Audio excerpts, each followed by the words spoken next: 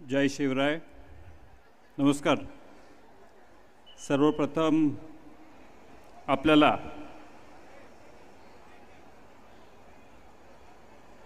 सर्वांचे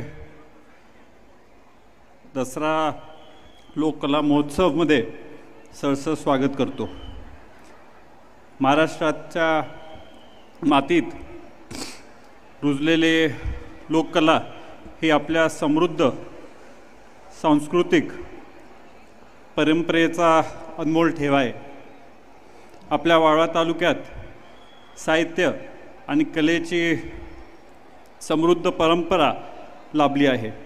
वाटेगावचे सुपुत्र लोकशाहीर अण्णाभाऊ साठे, रेटरे हरणाक्षचे लावणी सम्राट पट्टे बापूराव, शेजारील नागठाण्याचे बालगंधर्व, बोरगावचे स्वर्गीय गुलाबराव बोरगावकर, कासेगावचे साधू आत्मा कासेगावकर आणि काळंबवाडीचे यशवंतराव काळंबवाडीकर असे अनेक दिग्गज कालवंतांनी महाराष्ट्र साहित्य, संगीत आणि सांस्कृतिक परंपरेचं अमूल्य योगदान दिलं आहे.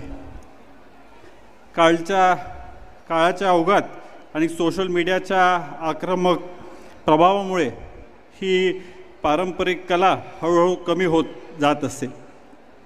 अशा परिस्थितीत आपली संस्कृती जपणं ही आपली जबाबदारी आहे. ही भावना मनात ठेवून माननीय जयंत पाटील साहेब यांच्या मार्गदर्शनाखाली आज हा दसरा लोककला उत्सव साजरा होत आहे. या उत्सवाचे विशेष आकर्षण म्हणजे आजच्या महाराष्ट्रातील तरुणाईची लोकप्रिय ठरलेलं फोक आख्यान.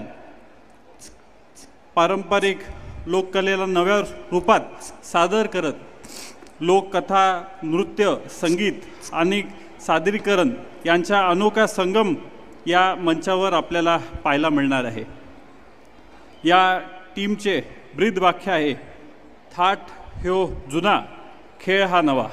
या अनुभव थोड्याच वेळात आपल्याला येणार आहे. मात्र मला खात्री आहे तुम्ही आज रात्री इथून जाताना एक नवीन ऊर्जा घेऊन जाणार आहात. यासाठी फोक आख्यांचे सर्व टीमचं मी या ठिकाणी स्वागत करतो.